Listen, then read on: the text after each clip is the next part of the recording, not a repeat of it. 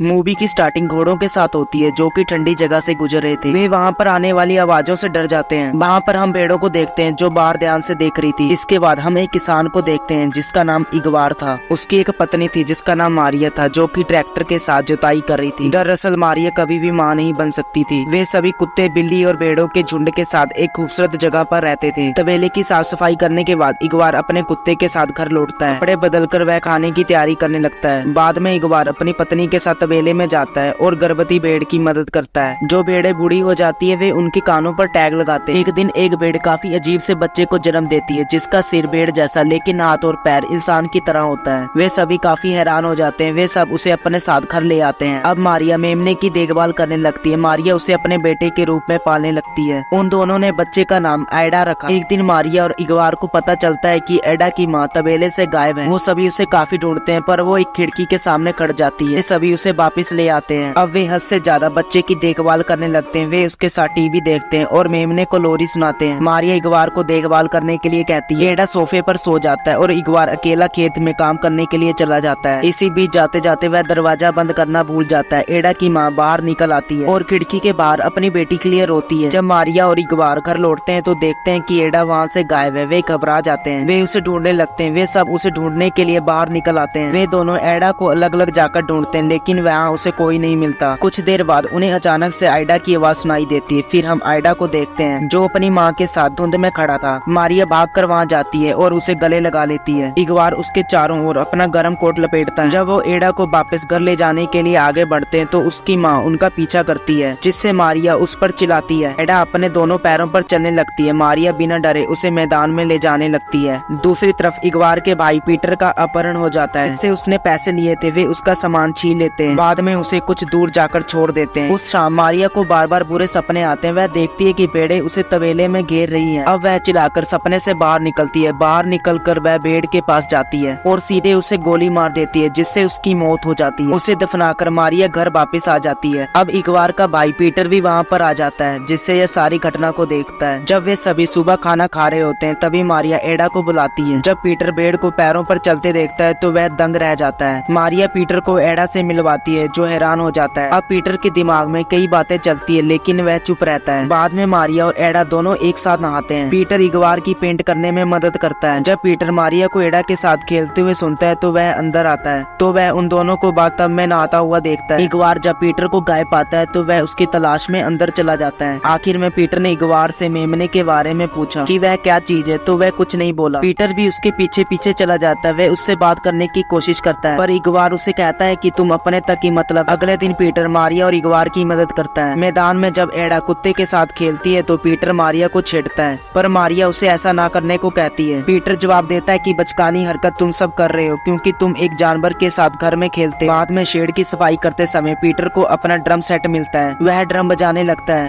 तभी एडा वहाँ पर आ जाता है। पीटर खुद घास खाता है और एडा को भी खिलाता है। यह देखकर इगवार को गुस्सा आता है और पीटर को बुरा भला कहता है। पीटर अपने भाई से कहता है कि यह बच्चा नहीं बल्कि एक जानवर है लेकिन इगवार कुछ भी सुनना नहीं चाहता। फिर एडा के साथ वह बाहर चला जाता है। अब पीटर दोनों से परेशान हो जाता है। एक दिन जब दोनों सो रहे होते हैं तो पीटर एडा को सुबह अपने साथ ले जाता है। वह एडा पर राइफल तानता है लेकिन उसकी प्यारी आंखें देखकर वह उसे नहीं मार पाता। जब मारिया जागती है तो एडा अपने बिस्तर से गायब होता है। वह परेशान हो जाती है। वह उसको ढूंढती है तो वह देखती है कि मेमना पीटर की गोद में शांति से सो रहा है। अगले दिन मारिया उसके साथ बाहर चली जाती है। एडा की माँ की कब्र को दिखाती है जिसका नाम बबीलम था। अब पीटर एडा का चाचा बन जाता है। वह एडा को अपने साथ ट्रैक्टर पर मछली पकड़ने ले जाता है। जब मारिया और इगवार को पता चलता है कि पीटर एडा को पसंद करने लग गया है तो वे खुश हो जाते हैं कि आखिर में उन्हें अपने लिए कुछ समय मिल गया है। बाद में पीटर और एडा शराब पीते हैं, ताश खेलते हैं। लौटते समय मारिया का ट्रैक्टर खराब हो जाता है इसलिए पीटर ट्रैक्टर छोड़कर एडा के साथ घर पर आ जाता है। वे सभी मैच को देखते हैं पर उनकी टीम हार जाती है। इससे सभी का मूड खराब हो जाता है। मारिया पीटर का एक पुराना वीडियो चलाती है जिससे वह शर्मिंदा हो जाता है। इसके बाद वे तीनों डांस करते हैं। कुत्ते की आवाजें सुनकर एडा बाहर आ जाता है। कुत्ता उसका पीछा करता है पर एडा डरकर भाग जाता है। वह खुद को शीशे में देखता है। इगवार ज्यादा नाचने से थक जाता है जिसके बाद में पीटर और मारिया इंटीमेट हो जाते हैं। बाद में पीटर को पता चलता है कि मारिया ने उसे आयडा की हत्या करते हुए देख लिया था तो मारिया उसे ब्लैकमेल करने लगती है। वह पीटर के मन को बहलाकर मारिया पीटर को कोठरी में धकेल देती है। पीटर अंदर से चिल्लाता है पर मारिया आवाजों को दबाने के लिए पियानो बजाने लगती है जब तक वह सो नहीं गया। अगले दिन पीटर को होश आता है तो मारिया उसका बैग पैक करके उसे बस स्टॉप ऊपर ले जाती है। मारिया उसे अपनी जिंदगी बर्बाद ना करने को कहती है तो पीटर भी हाँ में उसका जवाब देता है। वह उसे कुछ पैसे देती है और फिर दोनों गले मिलते हैं। घर वापस आने के बीच इगवार जाग जाता है जो पीटर और मारिया को गायब पाता है। वह एडा और खुद के लिए नाश्ता परोसता है। इसके बाद वह एडा के साथ टूटे हुए ट्रैक्टर को ठीक करने जाता है। इंजन चालू करने के लिए वह काफी प्रयास करता है लेकिन वह उसे ठीक नहीं कर पाता। जब मारिया घर पर आती है तो वह इगवार को फोन करती है। वह फोन को नहीं उठाता। उसे अचानक दूर से एक गोली की आवाज सुनाई देती है। वह डर कर वहाँ जाती है। वह देखती है कि इगवार की गर्दन पर गोली लगी है। वह गोली एडा के रियल फादर ने चलाई थी। दूसरी तरफ एडा अपनी आंखों में आंसू लेकर अपने पिता के पास बैठी है। वो एंटिटी एडा का हाथ पकड़ती है पर इगवार उसे पकड़ने की कोशिश करता है